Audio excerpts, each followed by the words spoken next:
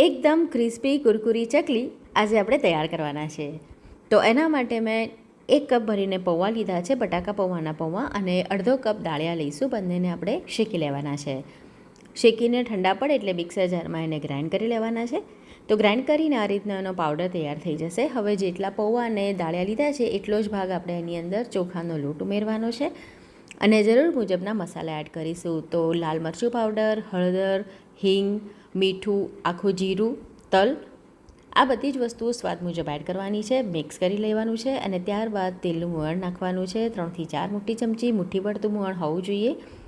અને ગરમ પાણીથી લોટ બાંધવાનો છે અને લોટ એકદમ ઢીલો નથી કરવાનો, થોડો કઠણ રાખવાનો. થોડી વાર રેસ્ટ આપ્યા પછી થોડો લોટ મસળવાનો અને જે સંચો હોય ચકરી બનાવવાનો એની અંદર એને ભરી દેવાનો છે. અને આ પ્રમાણે આપણે ચકરી તૈયાર કરી લેવાની છે.